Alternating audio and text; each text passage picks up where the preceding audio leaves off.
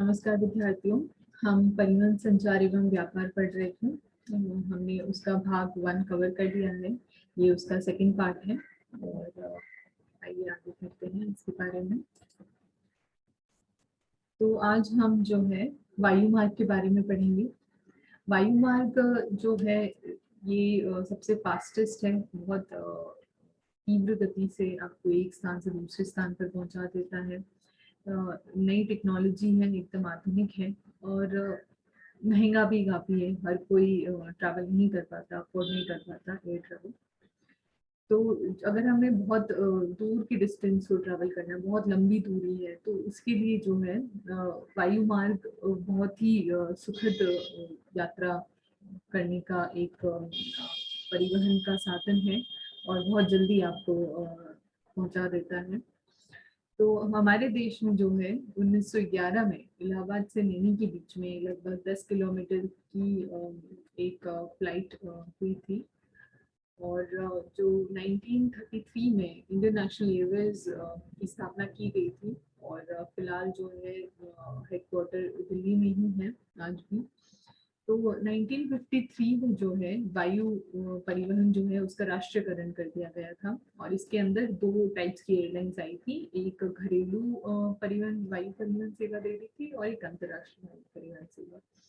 तो जो Indian airlines थी वो घरेलू वायु परिवहन सेवा दे रही थी और ये जो है हमारे आसपास के पड़ोसी देश जो है जैसे भूटान, नेपाल या बांग्लादेश, इनको भी विमान सेवाएं दे रही थी। और जो दूसरी है एयर इंडिया, इसका नाम आपने सुना होगा। तो ये इंटरनेशनल जो फ्लाइट्स होती हैं उसमें एयर इंडिया की फ्लाइट्स हमारे देश से चलती हैं। तो जो इंडियन एयरलाइंस था उसको 2005 में उसका नाम बदल कर इंडियन कर दिया गया। फिर 2007 में जो इंडियन है और एयर इंडिया है, इन दोनों का मर्ज कर दिया गया और एक ही बॉडी बन गई है इसकी। तो वो हो गई national aviation company of India limited. तो इसी के अंदर एयर इंडिया के नाम से सारी फ्लाइट्स चल रही थी। फिर इसके अलावा जो है हमारे देश में हेलीकॉप्टर सेवाएं भी उपलब्ध हैं। ये एक हंस हेलीकॉप्टर लिमिटेड जो है वो हेलीकॉप्टर की सेवाएं देता है। ये 1985 में स्टैब्लिश हुआ था और जो हमारे यहाँ पे काफी रफ टेरेन्स है, जैसे कि पहाड़ी क्षेत्र है या नदी को पार करना है, तो ऐसी जगह जहाँ पे कोई और परिवहन का साधन बनाना बहुत ही मुश्किल है, बिल्कुल नहीं हो सकता, तो वहाँ पे जो है हेलीकॉप्टर पवन हंस जो है अपनी सेवाएं दे रहा है। और जैसे हम कह सकते हैं कि प्लेन एरियाज में अगर हमको बहुत ही नज़दीक में ट्रैवल करना है, आसपास कहीं जाना है, तो हम रिक्शा ले लेते हैं या ऑटो ले लेते हैं। तो उसी तरीके से जो है हेलीकॉप्टर एक तरीके से आप कह सकते हैं कि जो माउंटेनियस रीजन्स है, रफ टेरेन वाले जो रीजन्स है, वहाँ पर एक टैक्सी की सेवा ही दे रहा है एक तरीके से। अगर आपको आसपास के एरियाज में कहीं पे भी ट्रैवल करना है तो ये इमीडिएट बेसिस पे आपको ये एक आपका साधन है। फिर हम देखते हैं कि हमारे देश में जो है लगभग 34 जो है 34 अंतर्राष्ट्रीय हवाई अड्डे हैं। उनमें से कुछ इस मैप में दिए गए हैं, जैसे आप देख सकते हैं श्रीनगर है, जयपुर है, अहमदाबाद है, दिल्ली का है इंदिरा गांधी नेशनल एयरपोर्ट, फिर मुंबई में है, यहाँ पे ईस्ट में आप देखें गुवाहाटी है। तो आप देख सकते हैं कि हमारे देश में हर एक एरिया में, हर एक एरिया को, जैसे ईस्ट हो, वेस्ट है, नॉर्थ है, साउथ है, तो पूरा ही देश में कहीं ना कहीं हमें इंटरनेशनल एयरवेज जो है हमारे यहाँ, इंटरनेशनल एयरपोर्ट जो है वो बने हुए हैं। और इसके अलावा और भी डोमेस्टिक जो एयरपोर्ट्स हैं जो कि घरेलू वायु सेवा दे रहे हैं, तो वो भी एयरपोर्ट्स बने हुए हैं। तो दूसरा जो है हम देखते हैं कि जो प्राइवेट सेक्टर है वहाँ पे भी कुछ एयरलाइंस हैं काफी। आज आप न्यूज में भी पढ़ते होंगे, नाम सुना होगा इनका, जैसे जेट एयरवेज है, सहारा एयरलाइंस है, गो एयरवेज है, डेक्कन विमान है। तो ये सारी प्राइवेट सेक्टर की एयरलाइंस हैं। और मालवाहक सेवा के लिए ब्लू डर्ट विमान नामक जो है ये अपनी सेवाएं दे रहा है। तो हमने देखा कि कैसा भी दुर्गम स्थान हो जहाँ पे कोई और दूसरा साधन परिवहन का नहीं पहुंच सकता, तो वहाँ पे वायु मार्ग जो है वो एकमात्र ही परिवहन का साधन बचता है। और बहुत ही कम समय में हमें जो दूर जो जगह है, अगर कहीं जाना है हमें, तो बिल्कुल ही हम बहुत जल्दी से पहुंच सकते हैं वहाँ पर। जैसे अगर कोई श्रीनगर में है यहाँ पर और उसे कन्याकुमारी जाना है मुझे, है ना, तो अगर वो ट्रेन से ट्रैवल करेगा तो उसे यहाँ पर पहुंचने में हो सकता है कि 1 हफ्ता लग जाए ट्रेन में ही ट्रैवल करने में, है ना। लेकिन अगर वो फ्लाइट लेगा तो हो सकता है वो 2 से 3 घंटे में, श्रीनगर से वो व्यक्ति 2-3 घंटे में यहाँ पर पहुंच सके। तो आप देख सकते हैं कि इतनी दूर जो जगह है वहाँ पे इतने कम समय में पहुंचा दिया एक एरोप्लेन। इसके बाद हम बात करेंगे जल मार्ग के बारे में। तो जल मार्ग जो है ये, इसके भी 2 प्रकार हैं, आप देख सकते हैं यहाँ पे, आंतरिक जल मार्ग है और अंतर्राष्ट्रीय जल मार्ग है। तो आंतरिक जल मार्ग जो है इसके अंदर हम बात करते हैं हमारी जो देश में नदियां हैं, जो लेक्स है या जो झीलें हैं, नहर है, तो वो आंतरिक जल मार्ग के अंदर आती है। जो अंतर्राष्ट्रीय जल मार्ग है उसके अंदर हमारे समुद्र आते हैं, जो सीज है, जैसे कि अरेबियन सी हो गया, है ना। तो ये सारे अंतर्राष्ट्रीय जलमार्ग के अंदर आते हैं। यही नहीं, इसके अंदर जो स्ट्रेट्स होती हैं, जैसे जिनको हम कहते हैं कि जल संधि, तो आपने नाम सुना होगा, मलक्का स्ट्रेट है या स्ट्रेट ऑफ हॉर्मूज है। इनको आप अपने मैप में, एटलस में देखिएगा कि कहाँ पर है ये, और इनके अलावा विश्व में और कौन सी इंपॉर्टेंट स्ट्रेट्स हैं उनके बारे में भी आप पढ़िएगा। तो जो ये अंतर्राष्ट्रीय जलमार्ग है इसके अंदर ये सभी आते हैं। फिर हम देखते हैं कि जो जलमार्ग है ये प्राचीन काल से ही एक बहुत ही इम्पोर्टेंट परिवहन का साधन रहा है।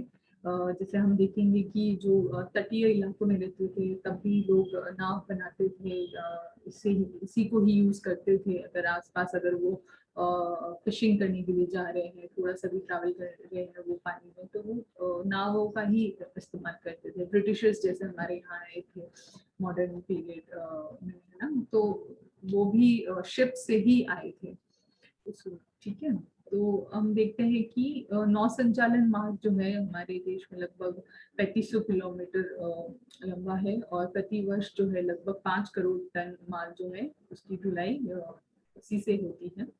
और बंकिंगम नहर जो है ये 1806 में बनाई गई थी, ये अंग्रेजों ने ही बनाई थी। और एक गंगा ब्रह्मपुत्र जल परिवहन बोर्ड जो है 1952 में इसको स्टैब्लिश किया गया था। इसके अंदर कुछ जो स्टेट्स थे जैसे असम, पश्चिम बंगाल, बिहार, उत्तर प्रदेश, तो ये इसका पार्ट थे। तो इस बोर्ड का उद्देश्य ये था कि हमें बताना था कि कैसे जो है हम गंगा नदी है उसको एक जल मार्ग के रूप में उसको कैसे विकसित कर सकते हैं इन फ्यूचर। तो ये इसका ऑब्जेक्टिव था। फिर उसके बाद में 1986 में जो है 1986 में भारतीय अंतर्देशीय जलमार्ग प्राधिकरण की स्थापना हुई। और इसका उद्देश्य जो था वो जो राष्ट्रीय जलमार्ग है हमारे देश में उनका विकास करना, उनकी रख रखाव करना, और क्या नियम बनेंगे उसके लिए, तो वो सब इसके इनकी जिम्मेदारी थी। फिर ये साथ ही में केंद्र और राज्य सरकार दोनों को सलाह भी देता था कि हमें आगे फ्यूचर में और इसका कैसे डेवलपमेंट करना है ना, और क्या प्रॉब्लम्स है उनसे कैसे डील करना है। तो वर्तमान में इसका हेडक्वार्टर नोएडा में है, और इसके कुछ क्षेत्रीय कार्यालय हैं जैसे कि पटना में है, कोलकाता में है, गुवाहाटी में कुछ। फिर हम देखते हैं कि हमारे यहाँ जलमार्ग तो काफी है, लेकिन उनमें से जो ये 6 प्रमुख जलमार्ग हैं इनको राष्ट्रीय जलमार्ग का दर्जा मिला गया है। तो पहला जो है वो है गंगा नदी के ऊपर है, ये इलाहाबाद से हल्दिया के बीच में है, और ये लगभग 1620 किलोमीटर लंबा है।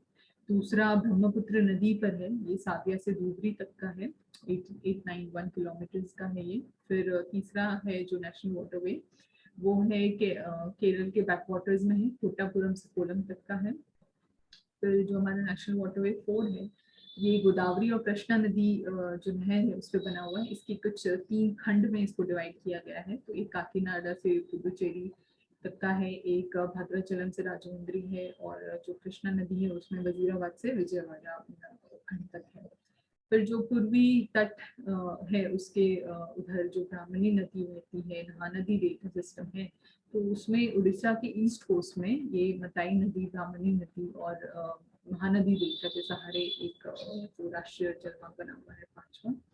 और जो छठा है वो नया ये जिसको डिक्लेयर किया गया है वो है बराक नदी के ऊपर है, जो कि लखीपुर से भंगा तक है, ये असम में है। अभी हम सबको मैप में देखते हैं।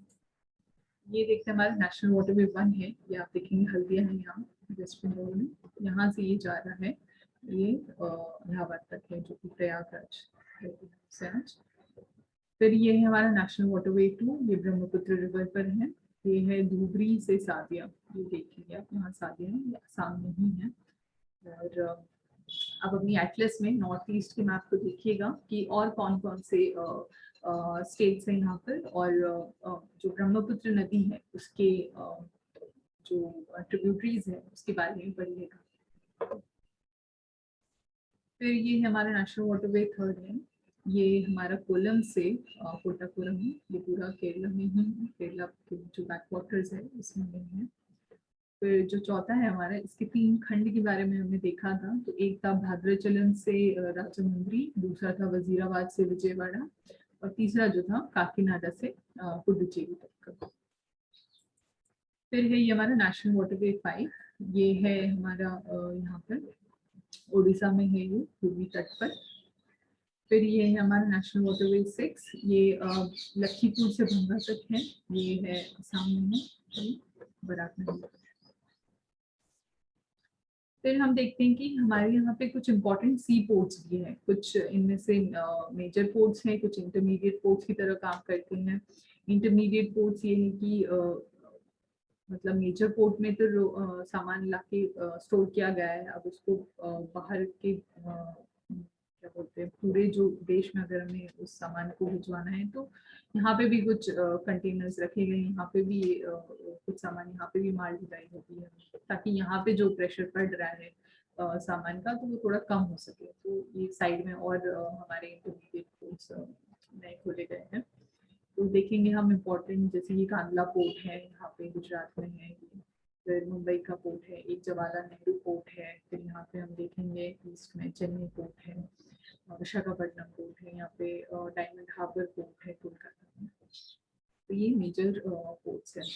तो हम देखेंगे कि जो अंतर्राष्ट्रीय जलमार्ग की हम बात करें उधर, तो जो देश का लगभग 90% और मूल्य के स्तर पर हम बात करें 70% व्यापार जो है वो जलमार्ग के सहारे ही होता है। फिर अब हम बात करते हैं संचार के बारे में। तो जो संचार जो है जिसको हम बोलते हैं कम्युनिकेशन, तो जो संदेशों का आदान प्रदान होता है उसी को ही हम संचार कहते हैं। संचार जो है वो मतलब प्राचीन काल से ही जो मनुष्य है इसका इस्तेमाल करते हुए आ रहा है, लेकिन उसका जो फॉर्म है, किस तरीके से वो संचार को यूज कर रहा है, संचार के कौन से माध्यम को यूज कर रहा है, तो वो जैसे जैसे समय बदला, परिवर्तन हुआ, नई टेक्नोलॉजी डेवलप की मनुष्य ने, तो उसके साथ वो बदलता गया और अच्छी टेक्नोलॉजी हमारे पास आ गई संचार के माध्यम के रूप में। तो प्राचीन काल में हम देखेंगे तो ताली बजाकर या आग जलाकर या ढोल बजाकर संचार किया जाता था, एक मैसेज अगर हमें सेंड करना होता था तो। और मध्यकाल में जैसे अगर कोई तेज घुड़सवार है तो हम उसको बोल देंगे कि आप जाके ये मैसेज वहां तक पहुंचाइए, या कबूतर पर जो है हम चिट्ठी उसके पैर में बांध के उसको बता देंगे कि कहाँ जाना है। वो सब आपने मूवीज में भी देखा होगा। तो ये मध्यकाल में एक संचार का माध्यम रहे हैं ये। लेकिन इनके साथ सबसे बड़ी दिक्कतें ये थी कि ये सार्वजनिक नहीं थे, मतलब कि हर कोई इनका इस्तेमाल नहीं कर पाता था, और ना ही अगर हमें बड़े समूह को अगर कोई मैसेज देना है तो वो इनसे नहीं हो सकता था। अगर मुझे किसी को कोई बात करनी है तो मैं कबूतर को तो लिख के चिट्ठी उसके साथ भेज दूंगी, लेकिन अगर मुझे हमारे देश में जितने लोग हैं अगर सबको मुझे कोई मैसेज देना है, सबको कोई बात बतानी है, कोई इन्फॉर्मेशन देनी है, तो मैं कबूतर या ढोल बजाकर तो ये ऐसे नहीं कर सकते आप उससे। तो आपको ऐसा कोई मीडियम चाहिए कि आप एक ही क्लिक में सभी जितने भी लोग हैं इतने देश में या विदेश में इतने लोग हैं उन सबसे सीधे बात कर सकें।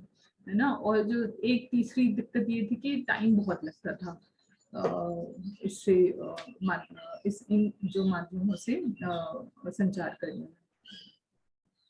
तो आधुनिक समय में हम देखें तो बहुत अलग अलग साधन उभर के आए हैं संचार के, उनमें से जैसे ईमेल है, मोबाइल फोन है, जिसने बिल्कुल ही परिवर्तन, एकदम डेफिनेशन ही चेंज कर दी है संचार की।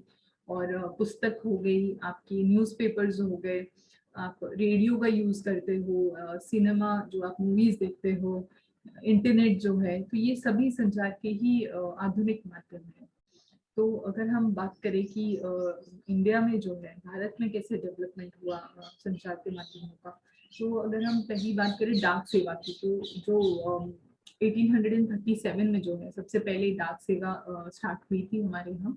और 1854 में जो है एक भारतीय डाक विभाग की स्थापना की गई थी। आप गौर करिएगा कि ये भी ब्रिटिश राज था, तो ये भी ब्रिटिशर्स ने ही इसको स्थापित किया था। तो ये बहुत सारी फैसिलिटीज हमको आज भी भारतीय डाक विभाग से मिलती है। स्पीड पोस्ट हो गया, मीडिया पोस्ट हो गया, बिल पोस्ट हो गया, या बैंक या जीवन बीमा संबंधित कार्य जो है वो भी हमें मिलते हैं डाक विभाग से। और यहाँ पे आप देखेंगे कि पिन कोड की ये जो इमेजेस लगी हुई हैं, तो आपने जरूर सुना होगा, अगर आपने कोई लेटर या कोई एप्लीकेशन कभी ऐसे पोस्ट करके भेजी है, या कहीं पे कोई चिट्ठी भेजी है, रक्षाबंधन पे राखी भेजी है या मिली है आपको, तो आपने बिल्कुल देखा होगा कि वो लिफाफे में आती है और उसमें पिन कोड लिखा हुआ होता है। तो पिन कोड का मतलब होता है कि पोस्टल इंडेक्स नंबर। इसमें 6 डिजिट्स होती हैं, 6 नंबर्स होते हैं, तो उन सबका अलग अलग मीनिंग होता है। तो जो पहला उसमें डिजिट होता है वो आपकी रीजन को बताता है। रीजन मतलब क्षेत्र।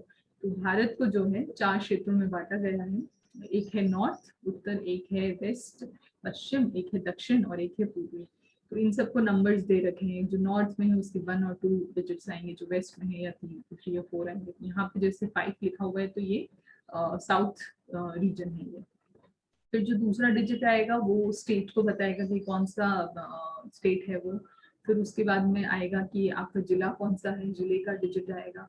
और फिर जो आखिरी के 3 डिजिट्स होते हैं ये पोस्ट ऑफिस की डिजिट्स होती है। हमने अभी जाना पिन कोड के बारे में। तो जो डार्क चैनल्स हैं, काफी सारे जो इंडियन पोस्ट है वो हमें अलग अलग चैनल्स प्रोवाइड करते हैं, जिसके थ्रू हम अपनी पोस्ट डालते हैं। तो इससे इसका मेन रीजन ये है कि जो अगर डाक को जो वितरण करना है उसमें स्पीड आ जाए और बहुत ही सुगम तरीके से मतलब पहुंचाई जा सके आपकी डाक। तो उसके लिए डाक विभाग ने ये 6 टाइप्स के चैनल्स खोल रखे हैं। तो जैसे पहला है राजधानी चैनल है। तो राजधानी चैनल में जो दिल्ली जो है हमारी कैपिटल, तो न्यू दिल्ली से अगर जो 6 विशेष राज्य हैं उनकी राजधानियों के लिए जो मैसेज भेजा, जो डाक भेजी जाएंगी, तो वो पीले रंग की जो पत्र पेटी होती है उसमें डाला जाएगा उनको। फिर है दूसरा मेट्रो चैनल है। तो मेट्रो सिटीज जो है हमारे यहाँ बेंगलुरु, कोलकाता, चेन्नई, दिल्ली, मुंबई और हैदराबाद, तो इधर जो चिट्ठियां जो भेजी जाती है डाक, तो वो नीले रंग की पेटी में होगी। फिर ग्रीन चैनल जो है वो अगर आपके लोकल एरिया की अगर कोई डाक है तो उसको हरे रंग की पत्र पेटी में डाला जाएगा। फिर जो दस्तावेज चैनल है उसके अंदर जैसे समाचार पत्र हो गए या कोई इम्पोर्टेंट पत्रिकाएं उनको आपको भेजना है, तो उसके लिए दस्तावेज चैनल यूज किया जाएगा। फिर एक है भारी चैनल। अगर जो बड़े व्यावसायिक संगठन है उनके लिए ये सुविधा उपलब्ध कराई गई है। और छठा है व्यापार चैनल। अगर जो छोटे व्यापारिक संगठन है उनके लिए व्यापार चैनल की सुविधा है। फिर हम देखेंगे कि दूर संचार, दूर अगर कोई रहता है उससे हमें संचार करना है, तो दूर संचार के लिए हमारे पास टेलीफोन की सेवाएं हैं। मोबाइल फोन है आपका, कि एक ही फोन लगाते हैं, कुछ ही सेकंड में आप बहुत दूर बैठे व्यक्ति से बात कर सकते हैं। और आजकल तो वीडियो कॉल जैसी भी सुविधाएं उपलब्ध है। फिर एसटीडी की सेवाएं आज भी शहर और ग्रामीण क्षेत्रों में हमें मिलती हैं। फिर जनसंचार एक है। तो जनसंचार में क्या है कि हम संचार कर रहे हैं जन से, मतलब बहुत सारे लोगों से संचार कर रहे हैं। जैसे कि जो प्रधानमंत्री मोदी जी जो है वो अगर मन की बात करते हैं रेडियो के थ्रू करते हैं वो, तो रेडियो जो है वो एक जनसंचार का माध्यम है। दूसरा, अगर आप टेलीविजन में आप देख रहे हैं कोई न्यूज आ रही है, कोई इम्पोर्टेंट इंफॉर्मेशन दी जा रही है, तो वो भी एक जनसंचार का ही माध्यम है, ताकि आप उस ये इनमें जो है आप हर व्यक्ति से अपनी हर व्यक्ति को अपनी बात पहुंचा सकते हैं। तो इंडियन ब्रॉडकास्टिंग सिस्टम जो है वो इंडिया में 1930 में इस्टेब्लिश किया गया था, और जिसको 1936 में ऑल इंडिया रेडियो का नाम दे दिया गया।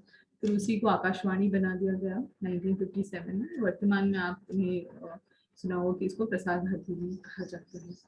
फिर टेलीविजन में हमारे यहाँ सबसे पहले डीडी नेशनल के चैनल्स आते थे, दूरदर्शन जो कि नेशनल चैनल है हमारा। और समाचार और पत्र पत्रिकाएं जो है ये भी हमारे देश में बहुत सारी उपलब्ध है। लगभग 65,000 पत्र पत्रिकाएं उपलब्ध हैं, और सबसे ज्यादा ये हिंदी भाषा में छपती है। फिर हम बात करें कि जो संचार है और परिवहन है, अभी हमने इनके बारे में पढ़ा, तो इनकी क्या इम्पोर्टेंस है।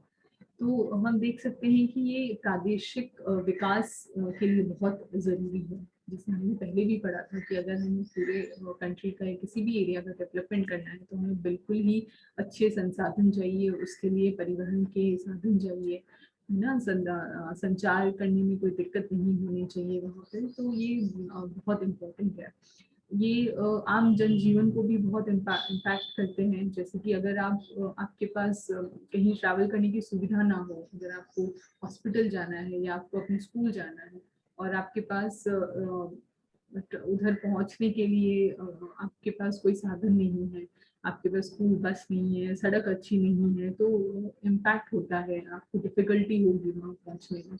तो आप समझ सकते हैं कि कितनी ज़रूरी है ये हमारे लिए। और समाज में शांति का माहौल भी बनाए रखती है ये।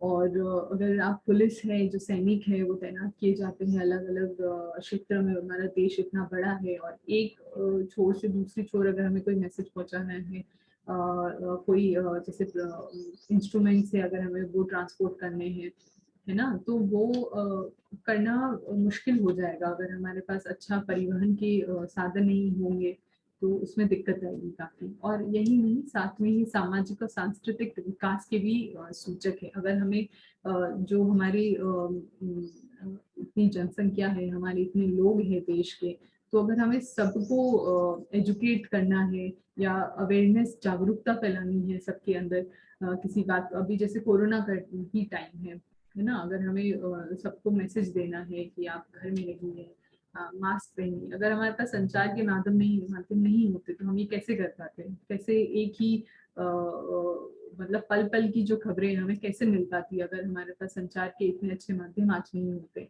या अगर जो खाने की सुविधा है, अगर हमें एक स्थान से दूसरे स्थान पर अगर जहाँ कमी है कुछ खाने की पड़ रही है, तो वो हम कैसे पहुंचा सकते हैं अगर हमारे पास अच्छे परिवहन के साधन ना हो। और जैसे लॉकडाउन हुआ, अगर सब कुछ बंद हो गया, अगर नहीं, अब लोग नहीं ट्रैवल कर सकते क्योंकि उनके पास साधन ही नहीं है जाने का, तो आखिरकार कैसे जाएंगे वो अपने घर पे। एक्सेप्ट आप चल के जाओ वो है, वरना अब नहीं जा सकते अगर आपके पास परिवहन का माध्यम नहीं, साधन नहीं, तो एकदम से सब कुछ बंद हो जाएगा। तो वही हम देखते हैं कि अगर हमारे पूरे समाज और सांस्कृतिक विकास करना है पूरे देश का, है ना, अर्थव्यवस्था अच्छी चले, तो उसके लिए काफी इम्पोर्टेंट है ये संचार के माध्यम और परिवहन।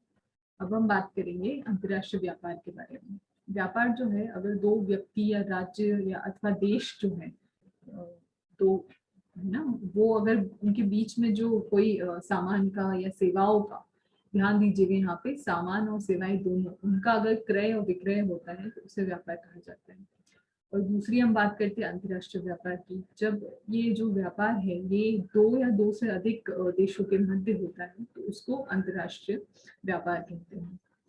तो राष्ट्र की आर्थिक संपन्नता का मापक है अंतर्राष्ट्रीय व्यापार, और ये पूरी तरह से परिवहन और संचार पर निर्भर करता है।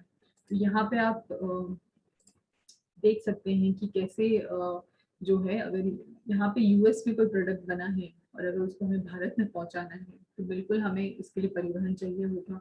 अगर वो चीज़ भारी नहीं है ज़्यादा तो उसको प्लेन से आप पहुंचा सकते हैं, और अगर बहुत ज़्यादा हैवी है वो, जैसे अगर आयरन ही हम मंगा रहे हैं ना, तो उसको हमें शिप में लाद कर मंगवाना होगा। हमें अगर मिडिल ईस्ट जो कंट्रीज है यहाँ पे, यहाँ से हम ऑयल मंगवा रहे हैं तो हमें टैंकर्स में भर के यहाँ से शिप के थ्रू ही मंगवाना है।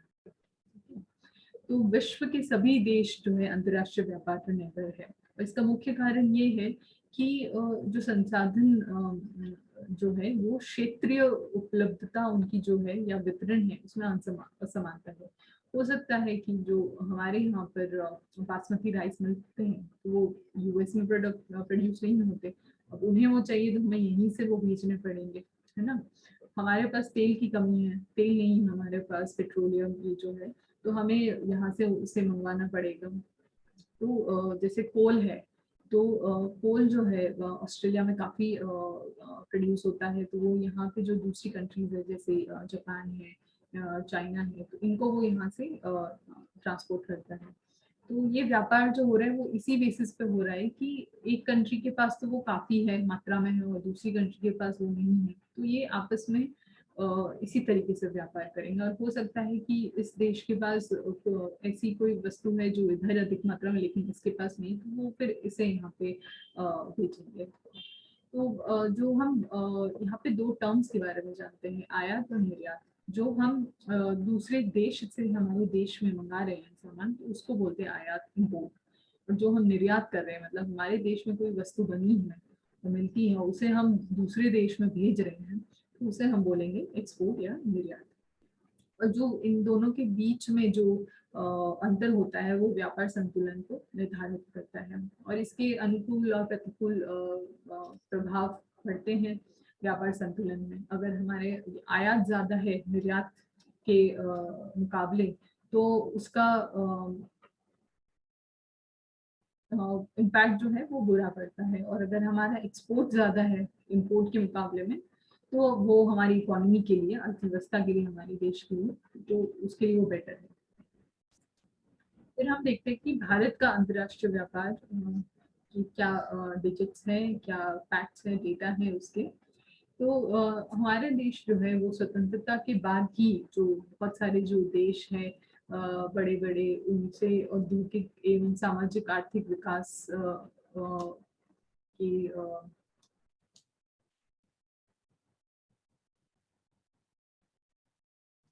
अब हम बात करते हैं भारत का अंतर्राष्ट्रीय व्यापार के बारे में। तो हमारा देश जो है स्वतंत्रता प्राप्ति के बाद ही जो है देश में औद्योगिक एवं सामाजिक आर्थिक विकास तेजी से हुआ। और भारत जो है वर्तमान में विश्व में जितने भी भौगोलिक क्षेत्र हैं, देश है या व्यापारिक खंड है, उनसे उनके साथ उसके व्यापारिक संबंध बने हुए हैं। देश की आर्थिक प्रगति के साथ व्यापार भी लगातार बढ़ता जा रहा है। तो हम देखेंगे कि अंतर्राष्ट्रीय व्यापार जो है भारत का जो लगभग 1950-51 में 1224 करोड़ रुपए था, तो वो 2007-8 में बढ़कर 6,05,022 करोड़ रुपए हो गया। और देश में जो कुल व्यापार जो है उसमें वृद्धि तो हो ही रही है, लेकिन जो निर्यात की अपेक्षा जो है आयात बढ़ता जा रहा है। हमारा इम्पोर्ट ज्यादा है, एक्सपोर्ट्स कम है हमारा। और इसका मेन रीजन है कि जो हम पेट्रोलियम इंपोर्ट करते हैं उसकी प्राइसेस जो है लगातार बढ़ती जा रही है। तो ये एक मेन रीजन है कि क्यों हमारे इंपोर्ट्स की वैल्यू ज्यादा है एक्सपोर्ट से। और वर्तमान में जो भारत है वो अंतर्राष्ट्रीय स्तर पर एक सॉफ्टवेयर महाशक्ति के रूप में उभर रहा है।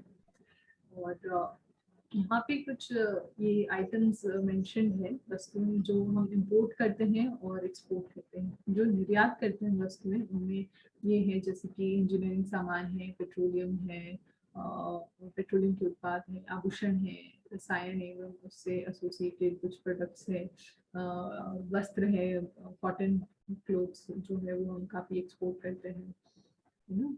और दूसरा जो है यहाँ पे आयात जो हम करते हैं वस्तुएं, जैसे कि पेट्रोलियम, उससे संबंधित उत्पाद, मशीनरी होगी, इलेक्ट्रॉनिक सामान हो गया, सोना और चांदी, रसायन और अलोह धातु, इनका हम आयात करते हैं।